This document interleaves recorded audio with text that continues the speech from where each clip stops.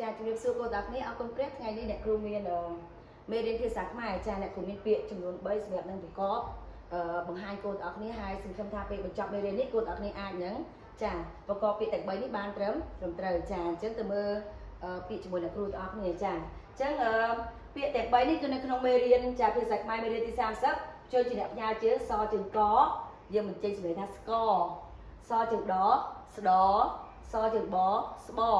ចាអញ្ចឹងអ្នកគ្រូបានយកជួយអ្នកផ្ញើជើងទាំង3ហ្នឹងមកបង្កើតបានជា3ពាក្យចាដោយយើងផ្សំជាមួយនឹងស្រៈកូនចាអញ្ចឹងអ្នកគ្រូមានពាក្យទី1ពាក្យថាស្កូវចាពាក្យទី2ពាក្យថាស្ដៅ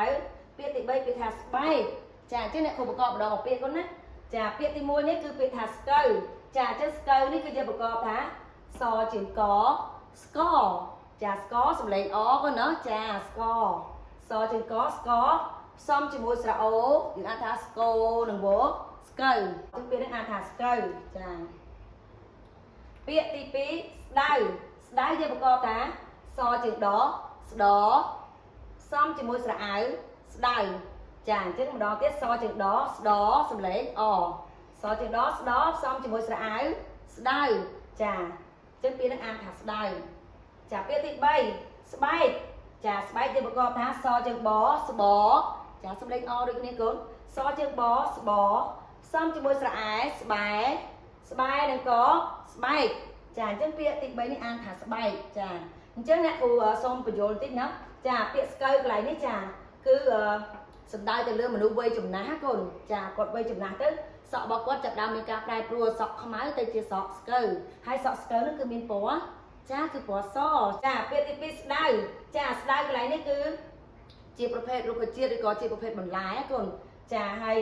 វាមានរសជាតិល្វីងប្រភេទរុក្ខជាតិដែលព្រះបងបង្កើតចាយើងអាចយកធ្វើជាម្ហូបចាញ៉ាំបានជាប្រចាំថ្ងៃចា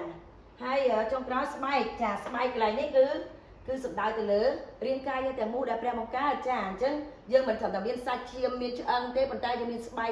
ដើម្បីនឹងការពារសាច់របស់យើងចាអញ្ចឹងនេះគឺគេហៅថាស្បែកចាឃើញទេស្បែកគ្របនៅលើរាងកាយរបស់យើងទាំងអស់ស្បែកមុខស្បែកដៃស្បែកខ្លួនចាជើងអញ្ចឹងទៅមានស្បែកទាំងអស់ចាអញ្ចឹងព្រះអង្គបង្កើតយើងមកគឺព្រះអង្គពិតជាគិតគូរសម្រាប់